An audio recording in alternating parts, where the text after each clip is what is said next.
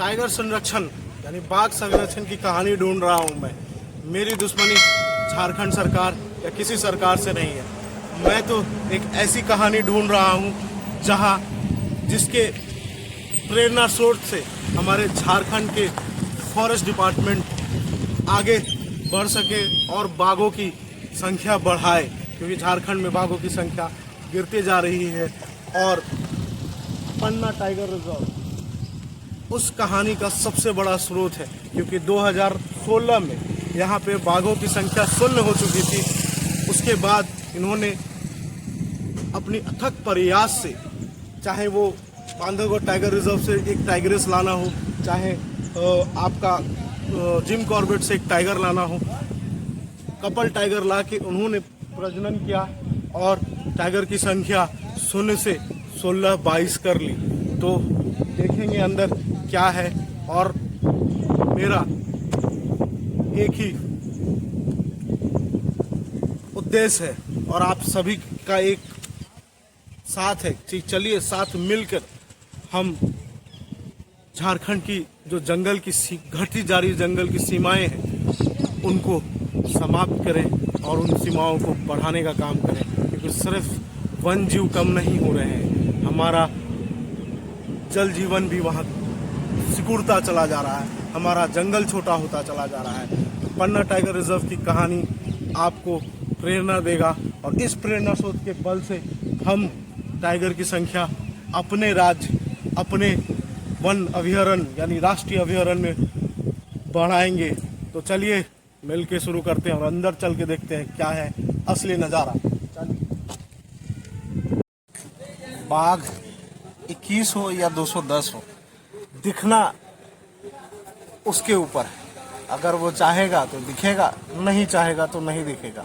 हालांकि यहाँ के जो गाइड है काफ़ी प्रयत्नशील है कि हमें बाघ दिखाएंगे, उन्होंने दावा किया है, लेकिन दावा के साथ उन्होंने कहा कि मेरी पूरी कोशिश रहेगी बाघ दिखाने की।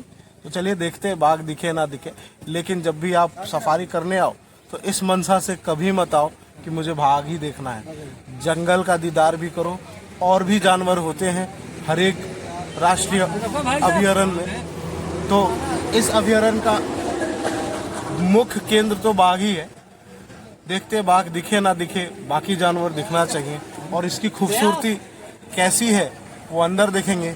कहानियों में हमने बहुत सुना है पन्ना टाइगर रिजर्व के बारे में, सच्चाई मैं दिखाऊंगा आपको आज। जो कहानी है वो इतनी प्रचलित है कि हमारे साथ जर्मनी की एक फ्रेंड मिली है। और where are you from? Germany, Nürnberg. Nürnberg, Germany. And I am still didn't know her name. So may I know your name, ma'am? Casti. Casti is traveling with us and try to explore tiger, and we both will try to show you tiger, and in the meantime we will definitely try to give you an idea how to protect yourself in jungle and how to protect tiger even, because tiger is a living being and we have to protect. Support my channel, support me on the Tours and Cuisines. तो चलिए शुरू करते हैं Catherine के साथ tiger की यात्रा। Thank you. Thank you.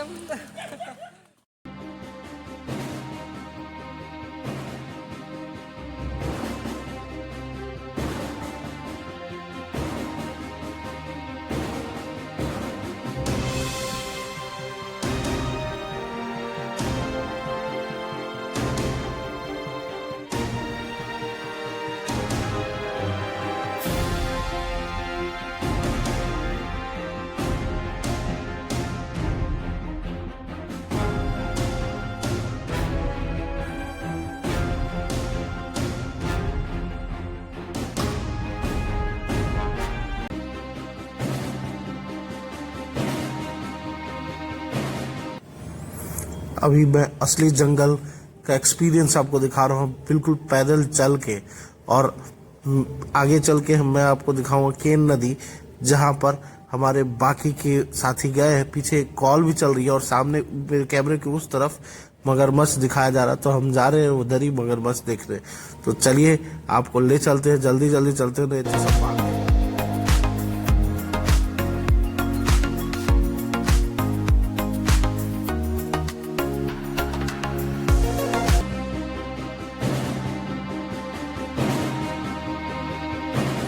क्या देख रहे हैं आप लोग? पीछे मगरमच्छ है, मैं अभी दिखाता हूँ। देखिए बिल्कुल उस नाव के बगल में एक छोटा सा हरा रंग का जो घास है, बिल्कुल छोटा सा, उसके नीचे एक चिकनी चिकनी चीजें हैं, वही क्रोकोडाइल है।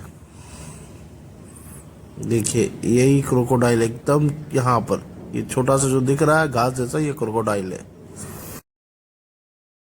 सॉरी दोस्तों, वॉइस ओवर देना पड़ रहा है। अभी अभी हमें बाघ दिखा है, और ये बाघ बिल्कुल हमारे सामने एक केन नदी के किनारे है। और जब मैं ये वीडियो शूट कर रहा था तो हमारा कैमरा डाउन हो गया था, जिसके वजह से मुझे वॉइस ओवर देना पड़ रहा है। तो ये जो नदी दिख रही है, ये नदी केन नदी है। इसी नदी पे मैं जूम कर रहा हूँ। यहाँ देखिए आपको एक टापू दिख रहा है, यही टापू के एकदम निचली जगह पर टाइगर है। देखिए एकदम निचले स्तर पे ध्यान से देखिए, टाइगर दिख रहा है। 2 टाइगर थे, इसके बाद में उसकी दोनों टाइगर की माताश्री भी आ गई। और ये देखिए, ये दोनों टाइगर की माताश्री की अपनी चाल में जा रही है। इसने पानी पी लिया है, अब टापू के ऊपर जा रही है बच्चों को छोड़ के। और आपने बहुत देख लिया, और मैंने फाइनली आपको बाघ दिखा दिया है इस चैनल में।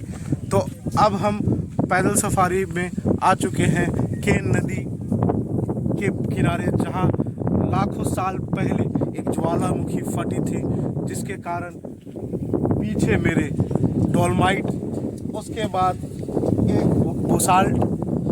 बेसाल्ट कहिए, और ये जो पिंक पत्थर है ये है ग्रेनाइट। इन्हीं पिंक पत्थरों के बीचों बीच आपको मिलेगा छोटे छोटे सफ़ेद पत्थर जो क्वार्ट्स है, यानी 4 तरह के मिनरल्स इस पन्ना टाइगर रिजर्व के एक छोटे से हिस्से में है। और यहाँ मिनरल्स मिलने का प्रमुख कारण सिर्फ एक है, वो है लाखों साल पहले जो ज्वालामुखी फटी थी, उसने इस जगह को खनिज पदार्थ से भर दिया। तो इस भाग में इतना ही, मिलेंगे अगले पार्ट में, क्योंकि अभी पन्ना टाइगर रिजर्व की कहानी ख़त्म नहीं हुई है, कहानी लंबी है, इसलिए 2 भाग में ये वीडियो है। अगला भाग जल्दी लाऊंगा, तो तब तक के लिए नमस्कार।